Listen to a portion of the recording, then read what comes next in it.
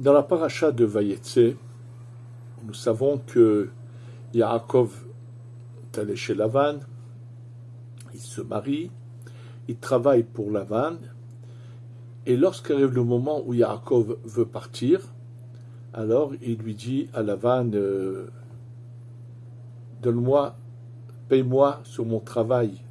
C'est-à-dire que, à part ce qu'il avait travaillé pour obtenir Léa et Rachel, ensuite il avait encore travaillé pendant des années, et il voulait maintenant partir avec au moins quelque chose dans la main. Et bon, ils se mettent à discuter, et Lavan arrive à la conclusion suivante.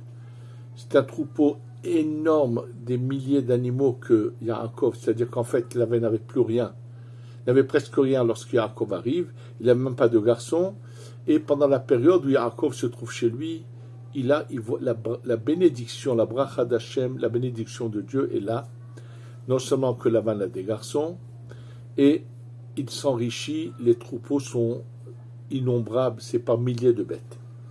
Et lorsque Yaakov demande à recevoir sa paye, son dû, Lavan ne veut pas lui donner, il essaie de donner le minimum, et dans ce troupeau de moutons et de chèvres, il y a, en grande majorité, ce sont des animaux qui ont des taches, toutes sortes de formes de taches sur le corps, ça veut dire des couleurs différentes.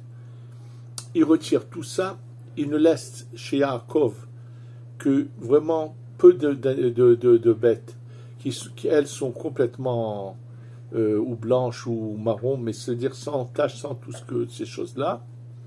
Il lui dit, écoute, voilà, ça tu sais mon troupeau à moi, ce que tu as dans les mains, mais si de ces bêtes-là naissent maintenant des animaux avec des taches sur le corps, tu pourras les garder pour toi. Ça veut dire que dans la tête de Lavan, puisqu'il lui donne des bêtes qui, elles, ne sont pas de cette catégorie, qui ont des taches dans leur couleur de peau, donc, ne vont naître que des animaux du même style, et finalement, c'est comme si que Yaakov ne va rien avoir.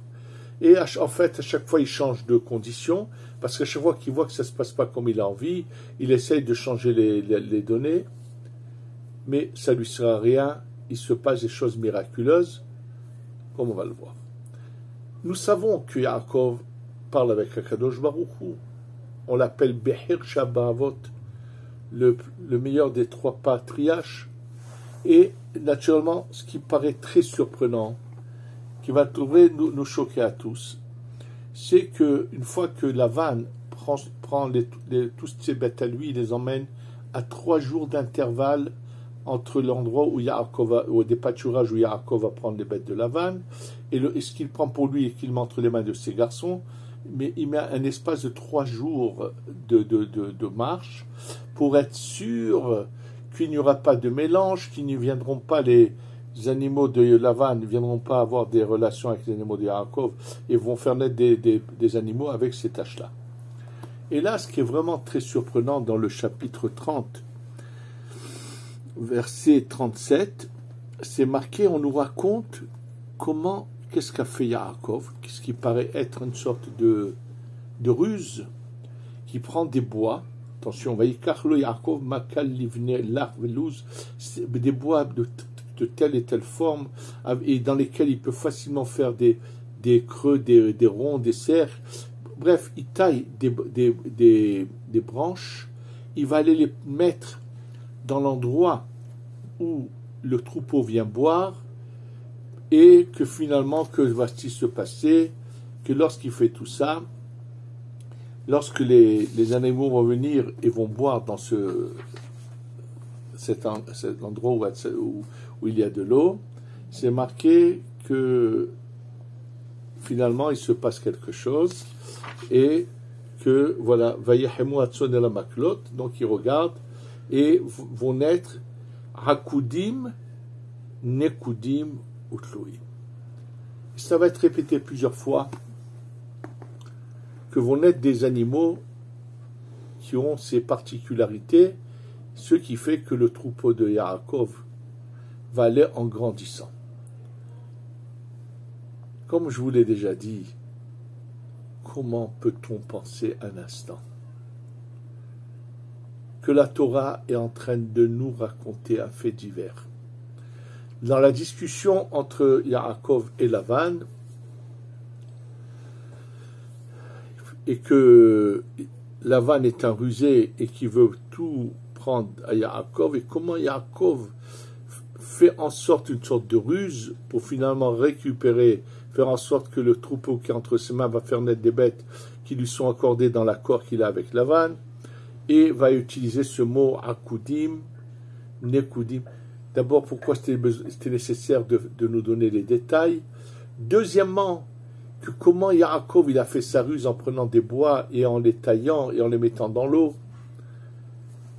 Si on pense un instant que la Torah est en train de nous raconter des faits divers de ce genre, quelle honte, comment on est en train d'humilier, que Dieu préserve, mais c'est une sorte d'humiliation à la Torah, à Kadosh Baruch Hu. C'est le Zohar qui le dit. Il dit qu'un roi qui se mettrait à raconter des faits divers, les gens ne voudraient même pas lire ses livres, dire mais qu'est-ce qu'il a à nous raconter? Et nous, la Torah est en train de nous raconter ce genre de faits qui s'est passé et comment Yaakov va réagir. Alors sachez que c'est complètement faux. La Torah n'est pas en train de nous raconter de quelle manière Yaakov a réussi à rouler Lavan entre guillemets, puisque Lavan est malhonnête, comment lui fait pour récupérer le bien qui lui revient. Sachez que tout ça c'est faux. Juste pour que vous sachiez combien Yaakov avait la bracha, sachez qu'à la fin de cette paracha, lorsque Yaakov s'en va et que Lavan le poursuit et finalement le rencontre, et finalement il est menacé par Dieu, Lavan, de ne pas faire de mal à Yaakov, et il faut un accord. Ça veut dire jusque là ne passe pas ne passe pas cette ligne, on te laisse une ligne, tu viens plus de ce côté, moi je vais pas de l'autre côté. Et là le Ben Ishraï pose une question toute simple. Lorsque deux personnes veulent faire une alliance, dans une alliance, ça veut dire je vais te rendre visite et tu vas me rendre visite. Depuis quand nous voyons une alliance où on fait une limite? Attention, ne viens pas chez moi, je n'irai pas chez toi. C'est-à-dire on s'arrête là, on met une barrière entre nous deux. C'est ça une alliance? C'est la question que pose le Ben Ishraï dans ses halachot. Ben Ishraï sur cette paracha. Et il explique qu'en fait ici, il y a une allusion entre ce qu'on appelle la Kedusha, la sainteté, et la Sitra Hara et la force du mal. En fait, Lavan représente vraiment les forces du mal. Et il est furieux parce qu'il voit que Yaakov a réussi à retirer les étincelles de lumière positive qui étaient chez lui, il les retire. Et on va développer ça, ça veut dire qu'est-ce qu'on a fait Yaakov pour reprendre toutes ces lumières. Et en fait, donc il lui dit jusque-là et pas plus, ça suffit. En fait, c'était déjà trop tard. Yaakov avait réussi à récupérer toutes les étincelles de lumière qui se trouvaient chez Lavan.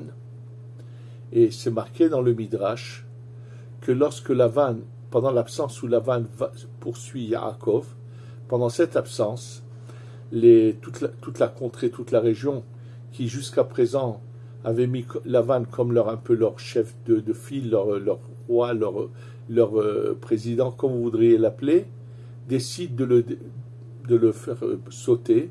Ils vont tout piller, tout son bien. Lorsque Lavan retourne chez lui, il voit qu'il n'y a plus rien, on lui a tout volé. Il se retrouve un misérable qui n'a plus rien. En fait, ce qu'il avait fait exister, la bracha que lui Yaakov, disparaît, et Lavan va devenir un personnage quelconque qui va finalement mourir.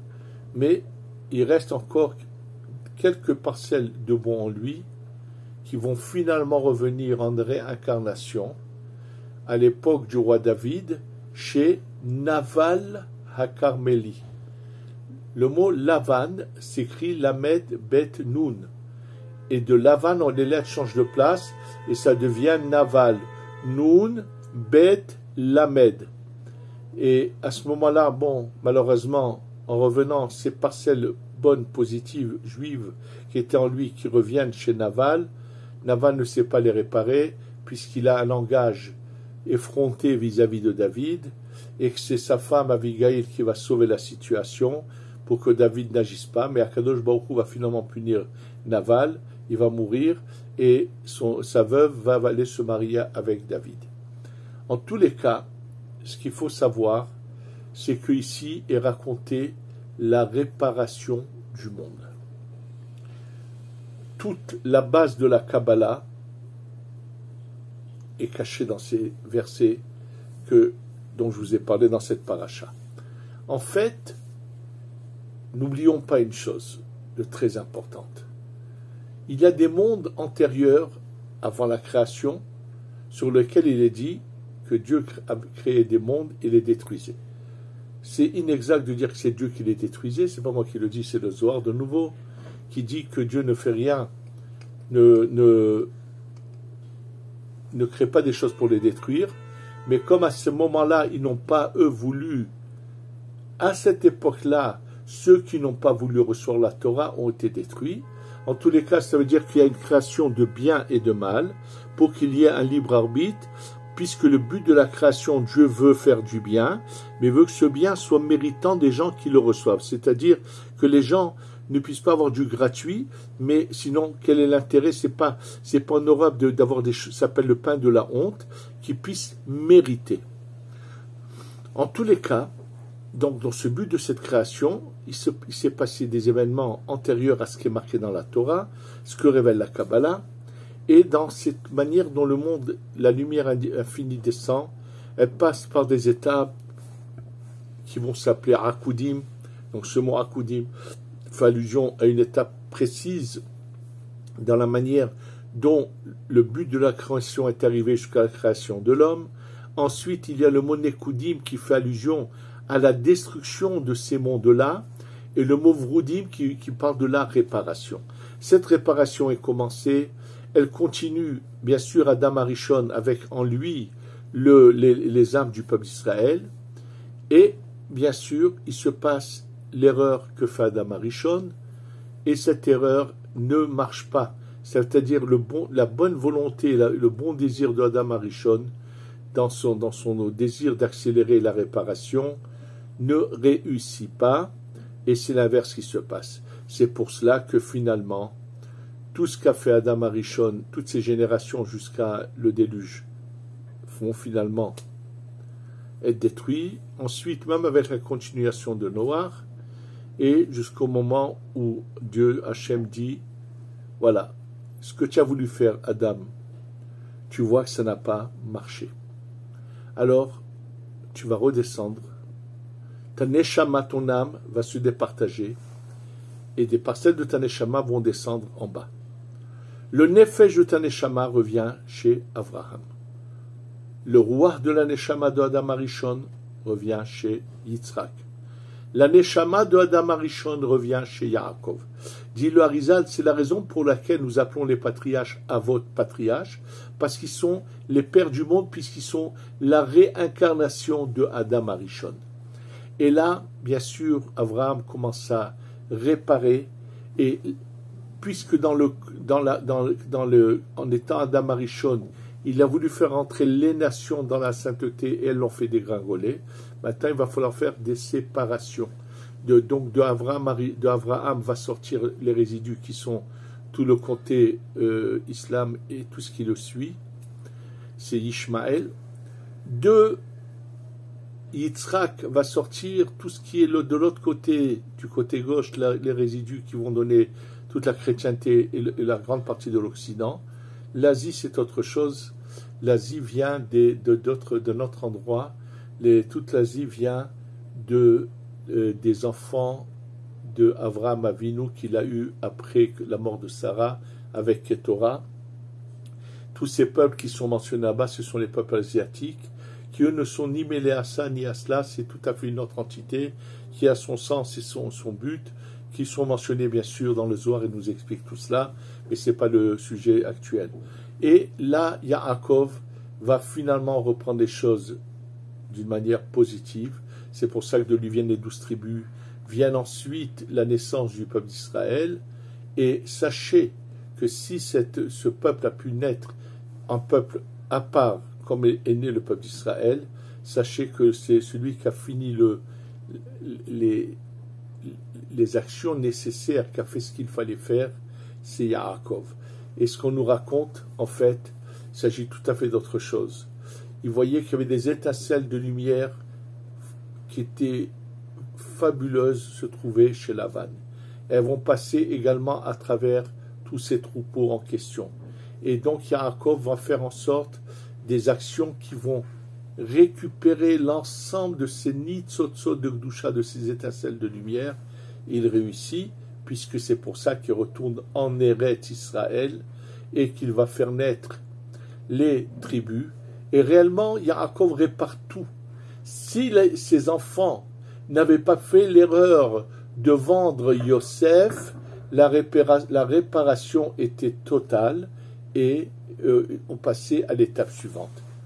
D'ailleurs, je vais vous rappeler ce que j'ai déjà eu l'occasion de vous dire dans un cours, que réellement, c'est le Khatam Sofer qui le dit, que sans cette erreur des enfants de Yosef, de la vente de Yosef, des enfants de Yaakov qui vendent Yosef, on passait à l'étape suivante.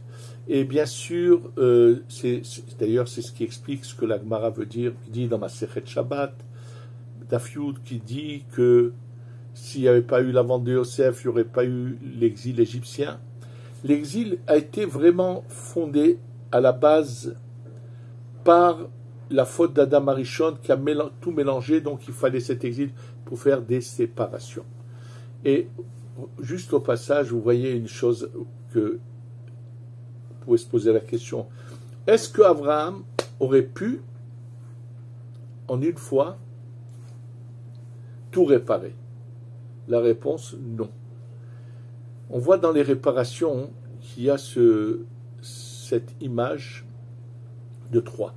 Sachez qu'à tous les niveaux, il faut toujours, les réparations se font à 3 niveaux. Je vais vous donner plusieurs exemples à cela. Lorsque la Gemara nous dit que la Torah est donnée le 3e mois à un peuple divisé en 3 par les 3 frères, le chiffre 3 se retrouve. Sachez que le chiffre 3 représente le tikkun, donneur-receveur et intermédiaire. C'est dans cette image qu'on nous parle de Rivka de 3 ans. Et ceux qui parlent de 12 ans veulent faire une allusion à une autre image où il était possible à ce moment-là que, puisque Yitzhak avait été mélangé au chesed de son père, il était possible à ce moment-là que déjà de Rivka sortent 12 tribus. Malheureusement, Esav, les résidus qui étaient en elle, ont obstrué, ont bloqué cela, et chez Yaakov, rien n'est bloqué. Yaakov fait le tikkun de manière totale. C'est ça ce qui est finalement on est en train de nous raconter. Ça veut dire que celui qui connaît la profondeur de ce qu'enseigne le Harizal lit ces versets tout à fait sous une autre forme. On est en train de nous dire de quelle manière Yaakov a fait le tikkun et que du monde et comment grâce à lui il va finalement naître le peuple d'Israël.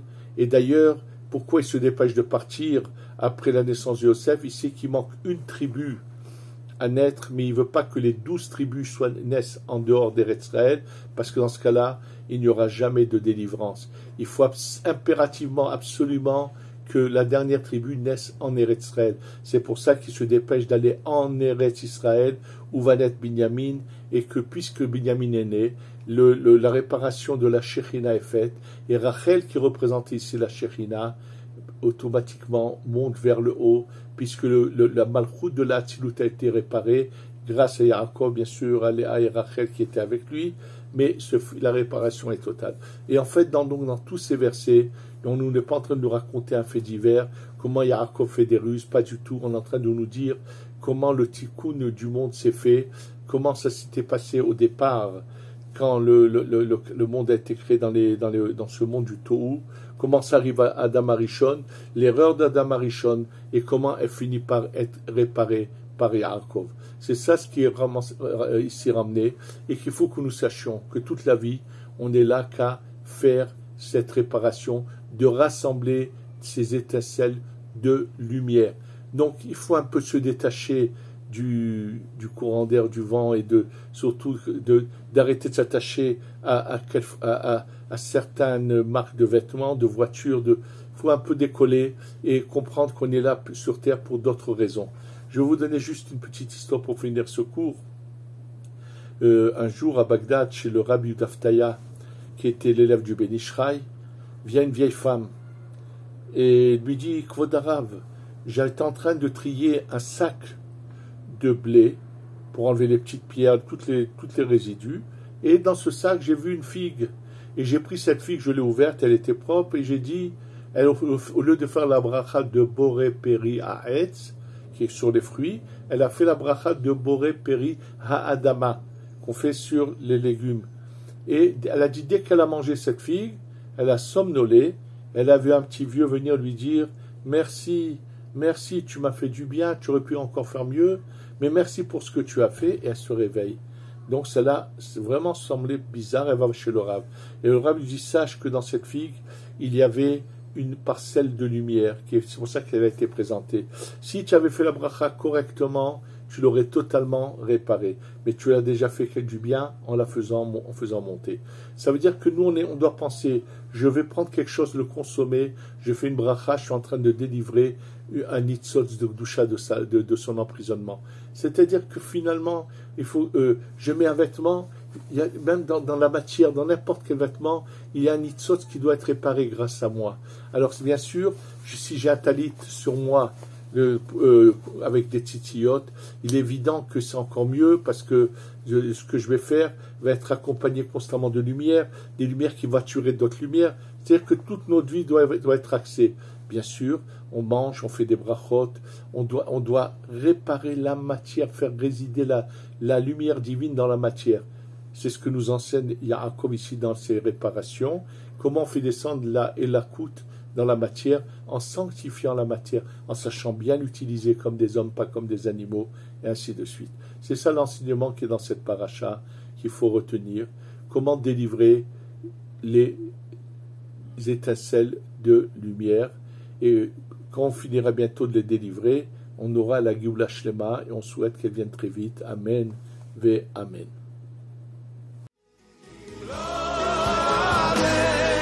Amen.